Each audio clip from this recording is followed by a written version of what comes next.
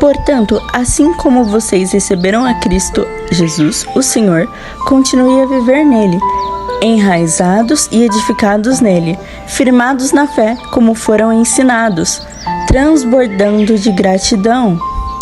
Colossenses 2, do 6 ao 7.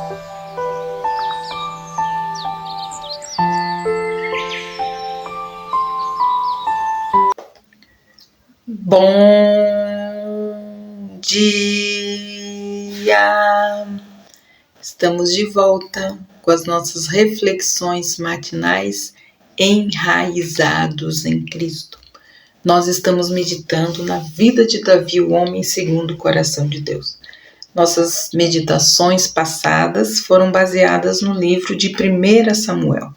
Hoje, então, nós vamos continuar a história de Davi, entrando na 2 Samuel, capítulo 1. Então, vamos começar, então, a ler o livro de 2 Samuel. Hoje nós vamos falar sobre um amigo morto. 2 Samuel 1, 23. Saul e Jonatas, muito amado, nem a vida nem a morte foram separados. Eram mais ágeis que as águias, mais forte que os leões.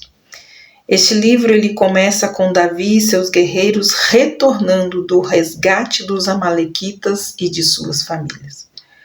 Um rapaz que por acaso era um amalequita vivendo em Israel.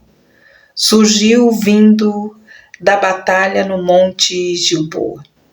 Em suas mãos trazia a coroa e a braçadeira de Saul. Em seu coração, um desejo de ser recompensado.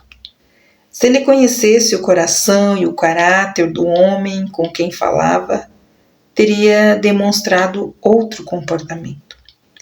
O rapaz contou a Davi que Saul e seus filhos estavam mortos, que tinha visto o rei severamente ferido e que ele próprio, a pedido do rei, encarregou-se de abreviar seus sofrimentos.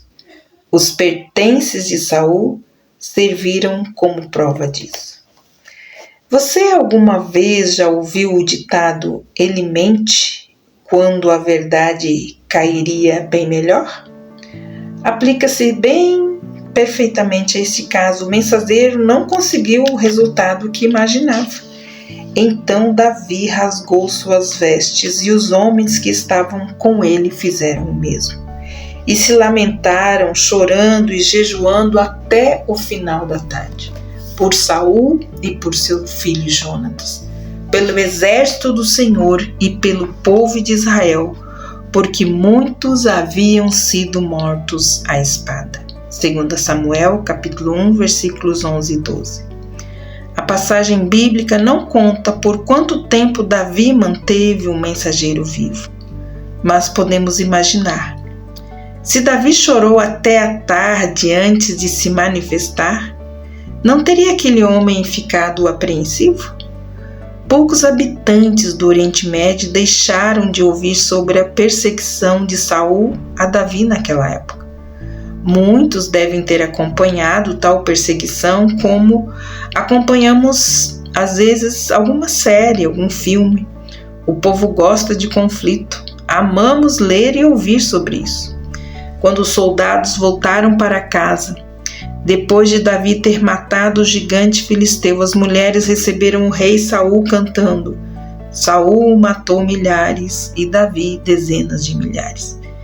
Tais mulheres deram início a uma inveja que custou caro a esses dois homens. Muitos dias depois, quando o amalequita enganador prostrou-se diante de Davi, aquela canção fez outra vítima. O oportunista imaginou que estaria prestando um serviço a Davi ao anunciar que havia tirado a vida de Saul, mas ele estava redondamente errado. Davi demonstrou seu amor por Jonatas e por mais que a maldade e a inveja daquele rei lhe tenha custado caro, ele também chorou por Saul. Ele escreveu a lamentação que aparece em 2 Samuel 1, 19 e 27. Observe algumas dessas palavras da dor de Davi. Ó colinas de Gilboa, nunca mais haja orvalho nem chuva sobre vocês, nem campos que produzam trigo para as ofertas, porque ali foi profanado o escudo dos guerreiros, o escudo de Saul, que nunca mais será polido com óleo. Saul e Jonatas, muito amados, nem na vida nem na morte foram separados. Eram mais ágeis que águias, mais fortes que os leões. Como estou triste por você, Jonatas, meu irmão. Como eu lhe queria bem, sua amizade era para mim mais preciosa que o amor de mulheres. Esta canção de lamento de Davi, suas palavras vão de refrão da assembleia ao gemido de um coração desolado. Como estou triste por você, Jonatas, meu irmão.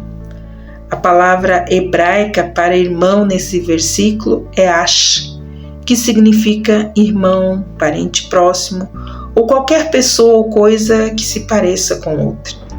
É também um termo de afeição. Um era pastor e o outro príncipe. No entanto, eles em espírito eram como irmãos. Davi chamou a amizade do amigo de preciosa. Ele distinguia a natureza sacrificial daquela amizade de qualquer outra coisa que alguém já houvesse demonstrado a ele. Jonatas estava tão convicto de que Davi seria o futuro rei, numa posição que cabia a Jonatas por herança, que dedicou toda a sua vida a este fim. Davi considerava isso precioso. Particularmente, sei como é perder um melhor amigo. Todos nós perdemos alguém.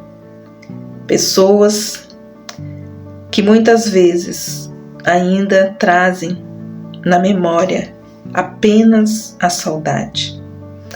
Então, na verdade, nós podemos aqui observar que toda perda, ela tem uma dor.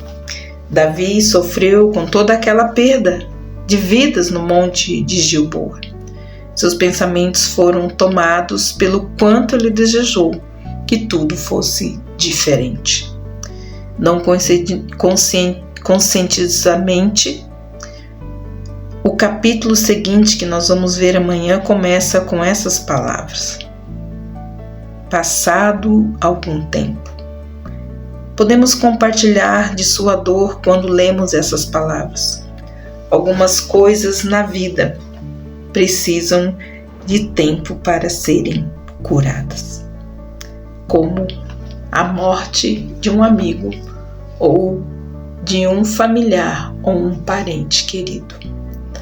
Que o Senhor traga o consolo sobre o seu coração, que o doce Espírito Santo, que é o Espírito Consolador, console nossas vidas e nossos corações. Que Deus abençoe você.